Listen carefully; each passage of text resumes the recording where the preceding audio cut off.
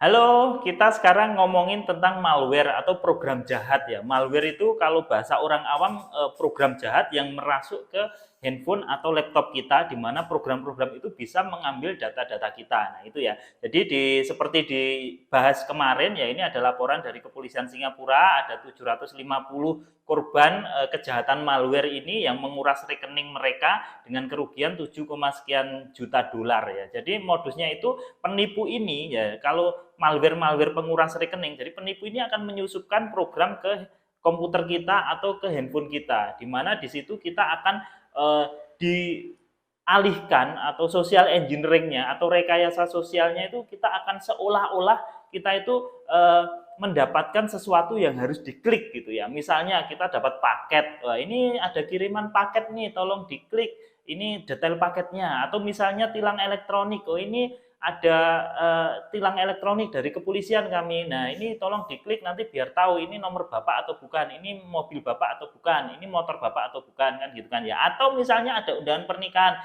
Selamat siang Bapak, Ibu, ini ada undangan, kalau pengen tahu detail silahkan diklik. Nah, pertama biasanya mereka memakai rekayasa sosial seperti itu yang untuk melakukan klik, tidak hanya menghubungi aja, mungkin nanti ada link-link hadiah atau link-link giveaway, gimana ketika kita klik kita akan didownloadkan untuk aplikasi-aplikasi yang ternyata adalah malware ini, kan gitu kan ya. Setelah kita mendownload aplikasi ini ya, jadi aplikasi dari penipu masuk ke handphone kita, langkah selanjutnya adalah kita diharuskan untuk menginstal aplikasi tersebut, kan gitu kan ya. Nanti penipu akan bilang, oh itu harus diinstal dulu Bu, itu harus diinstal dulu Pak. Nah, kemudian kita nurut aja, kita klik instalasi. Nah, maka step kedua penipu sudah berhasil nih. Yang pertama adalah kita mendownload aplikasi tersebut, yang kedua kita menginstal aplikasi tersebut. Setelah download dan install, biasanya kita harus menjalankan program aplikasi itu, kemudian ada pertanyaan-pertanyaan untuk persetujuan hak akses, kan gitu kan ya.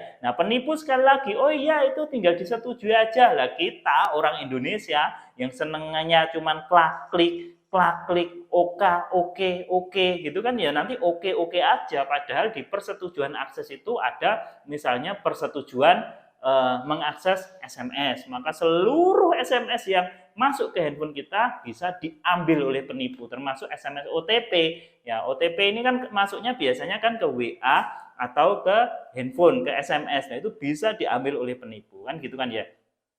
OTP ini nggak cuma OTP perbankan loh, misalnya OTP WA, kalau sampai penipu bisa ngakses kode OTP untuk WA kita, ya WA kita bisa diambil alih oleh penipu, kan gitu kan ya. Nah, itu biasanya jadi yang pertama itu kita diminta download, kemudian kita diminta install, kemudian kita disuruh menyetujui permissionnya, allow permission. Nah, di beberapa case kita nanti biasanya disuruh ngisi data-data lagi, misalnya pas menjalankan program, oh iya Bu ini tolong diisi datanya, padahal di situ ada data-data kredensial yang harusnya tidak diketahui penipu, misalnya nomor ATM. Nah, nomor ATM ini sekali lagi bersifat rahasia. Jangan sampai kamu ngasih nomor ATM ke orang lain, karena nomor ATM ini bisa jadi gerbang masuk para penipu untuk menguras rekening kita. Jadi nomor ATM ini kalau sampai ketahuan bahaya, karena berbekal nomor ATM, CVV, kemudian OTP yang masuk ke handphone kita, bisa saja penipu mengambil alih M-banking kamu, kan seperti itu. Nah, kemudian